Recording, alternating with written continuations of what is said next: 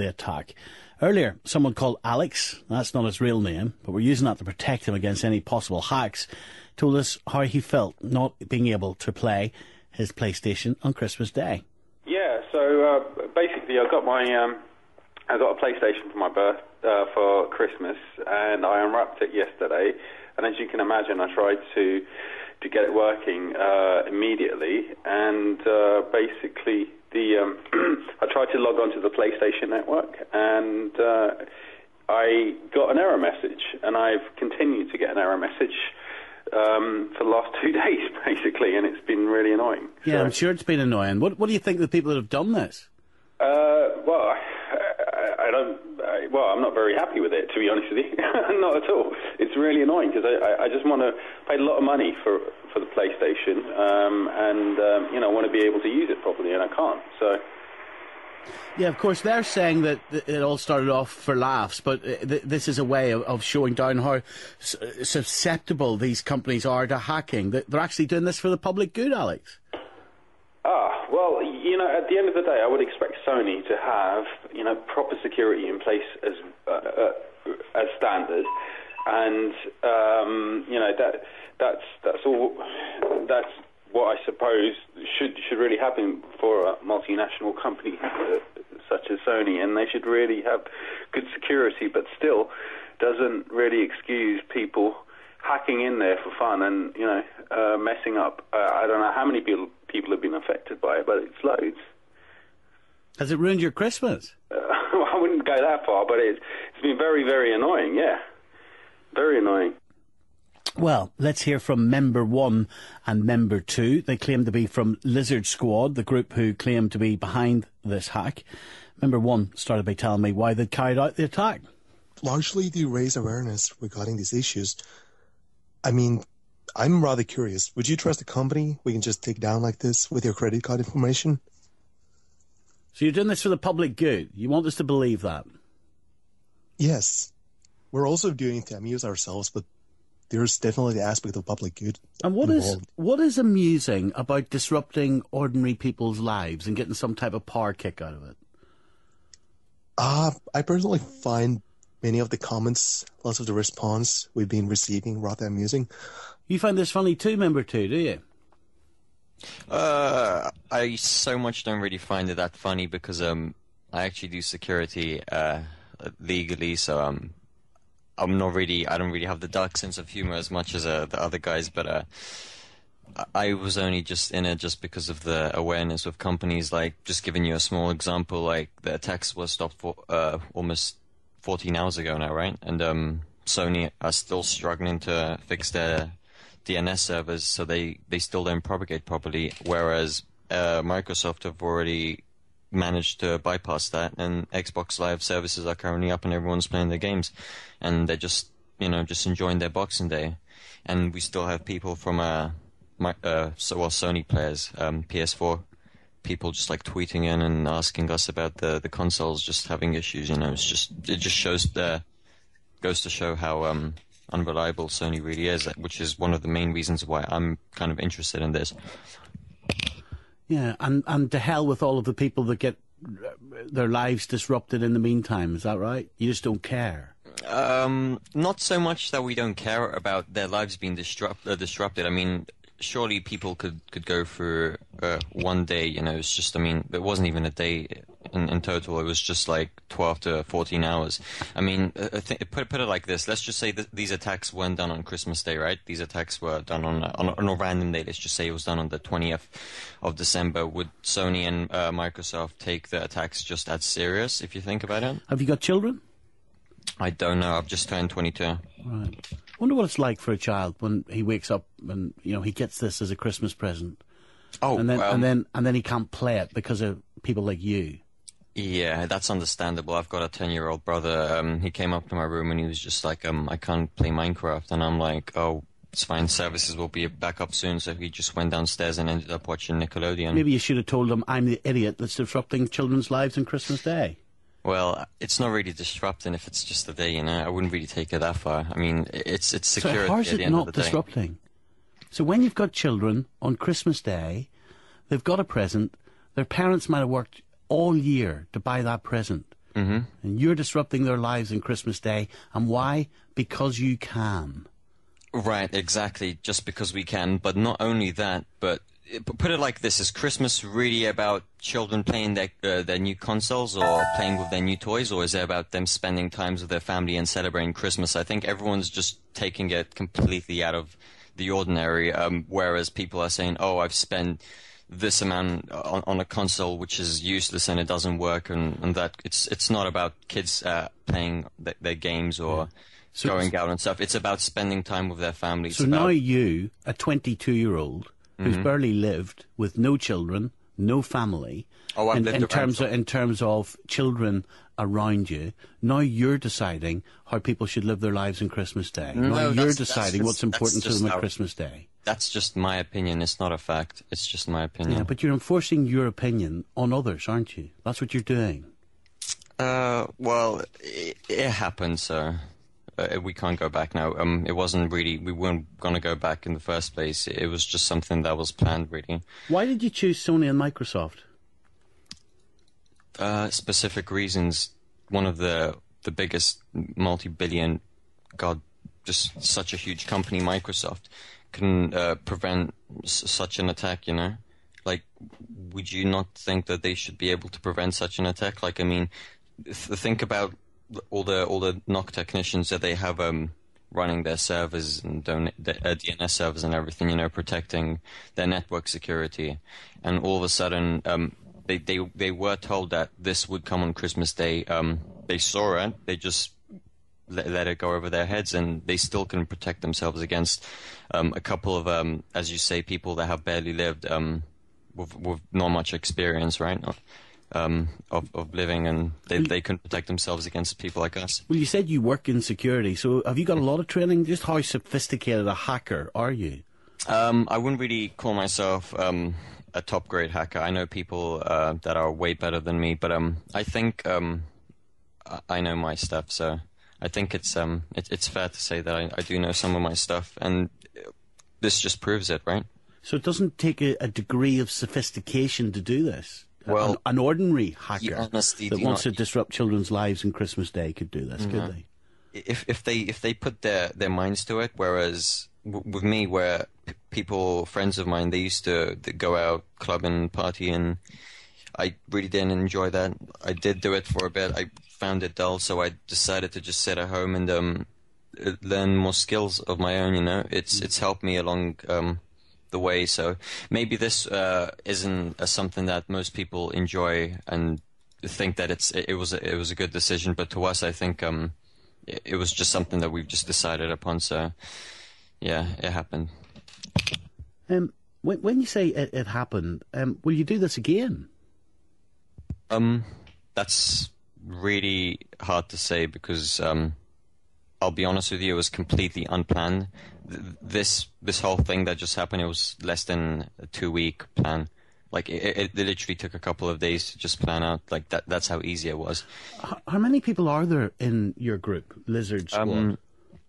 There's no more than 10. And who controls the group? Like, who decides if it happens or not? Is there a king lizard? No, there isn't. No, I'm afraid there isn't a king lizard.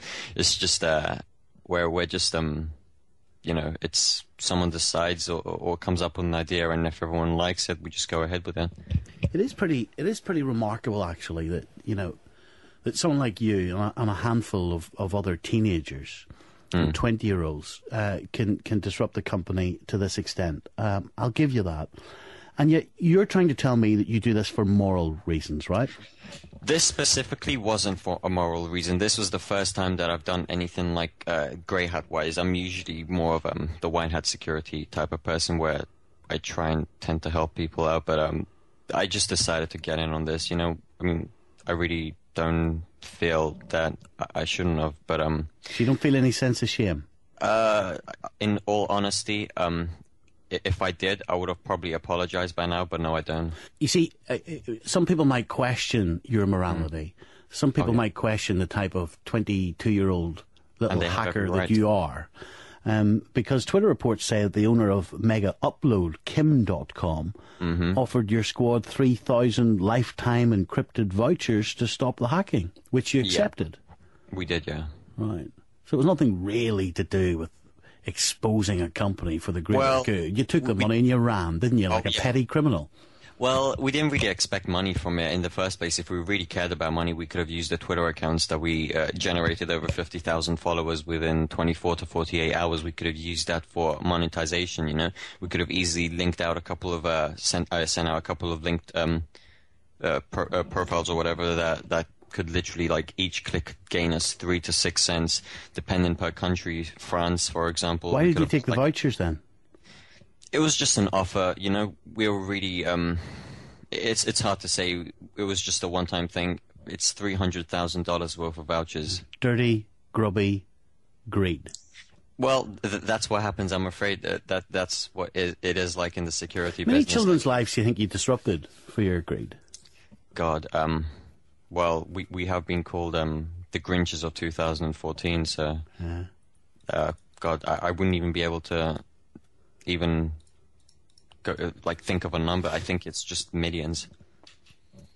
Millions, like quite a few of them, like your little 10-year-old brother. Yeah. But I don't think... That makes you a man, doesn't it? Makes you a real man. You must feel powerful, disrupting 10-year-olds. It really depends. I don't know. I don't really have an opinion on that. Feel strong, do you? No, you don't feel strong by doing this. You just you feel that you have the power to do something, and maybe the company could actually change for the better. But obviously, Sony still hasn't. A lot of people out there might criticise us, the BBC, for giving you this interview, because I guess they will say that we're giving you the publicity that your group wants. Well, I don't think that they have the right to say that, because we've been offered interviews. TV interviews where we've been offered with CNN earlier on today, Washington News, Sunday Times, Daily Dot, just literally a couple of minutes ago, just before you came on air with us. They just published an article which is really huge. I'm pretty sure you know them. So we're not really getting any publicity that we don't already have, if that makes sense. So they don't have any right to be blaming you guys for anything, to be honest. What would make you stop this? It's already been stopped right now. What would make you stop doing it again? Like, what are you actually trying to achieve? What's the end game here? There is no end game. That's the thing. Like I said, or like my friend said, it's for some of us it was just for the fun of it, and for others it was just to see what we could achieve, to see if it could happen, to see if it could work. You know, so. It really depends, and it's random. I'm sorry to go back to this again, but I will, because, you know, I'm an ordinary guy, and I guess that I expect, you know, ordinary people to respond the same as I do.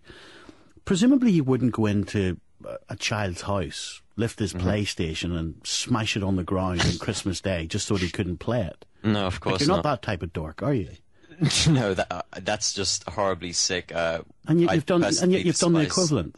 Well, it's not really the equivalent, because their consoles, when even their consoles were working, the only thing they couldn't do was just access their online. They still have access to it right now, and they had access to it after the attack stopped. It really depended on the DNS servers, and most people are still on right now. I mean, those kids. Do you really think that 14 hours is... Do we live in such a world where 14 hours of not being able to access a console which they were gifted is such a crime? You sound quite articulate. You sound quite intelligent. And yet you're doing such a stupid thing. Would you not prefer to be a better citizen for wherever it is you live? Would you not actually prefer to do some good? Oh, yeah.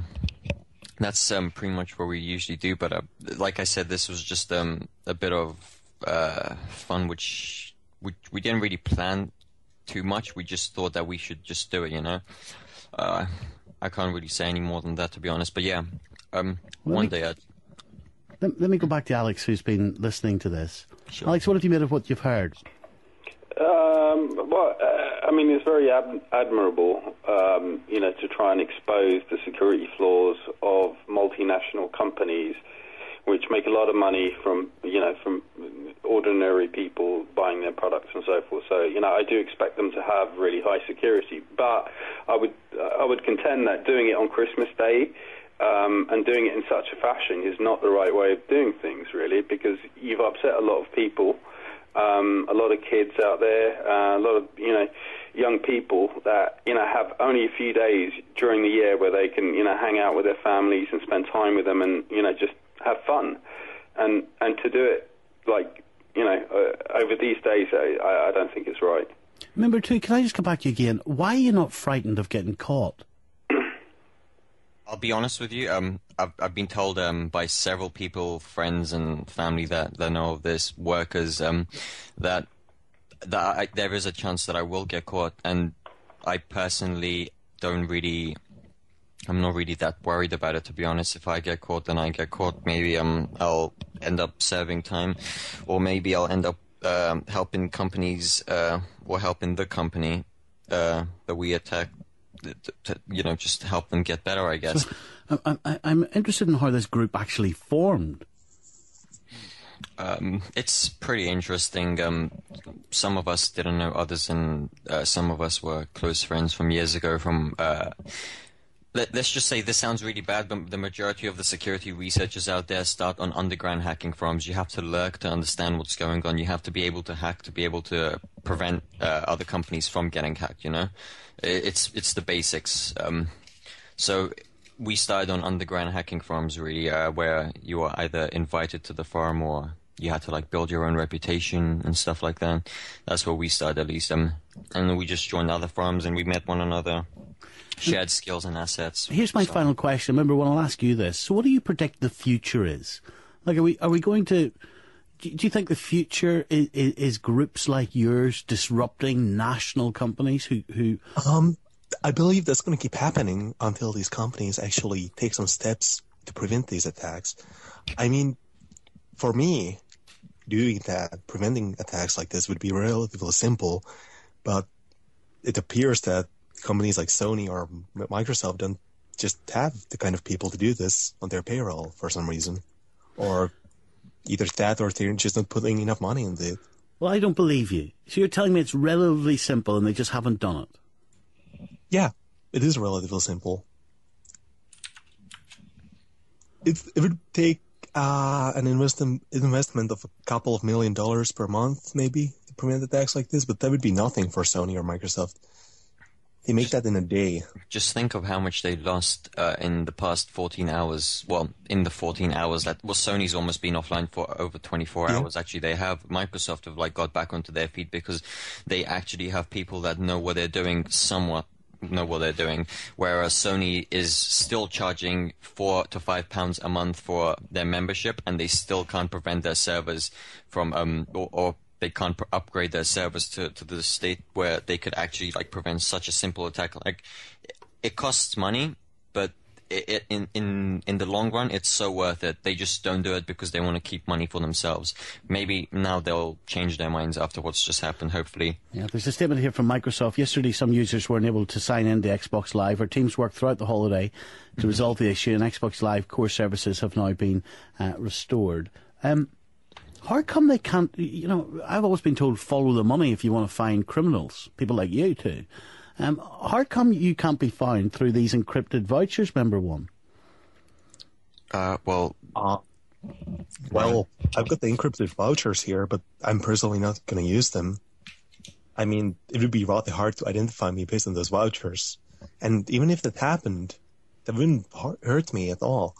I mean, the cops could come here, they'd pick up a computer, they'd look at the computer for a while, then they'd find out there's really nothing that connects me to these attacks conclusively on the computer.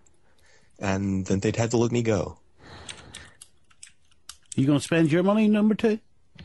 I honestly, like I told number one, I really don't care about the money. I told them that I would get rid of these vouchers for them, and I don't want a percentage of it. They offered me a percentage and everything as we share it, and I said no, I don't really want any money from it. Why do you take them then?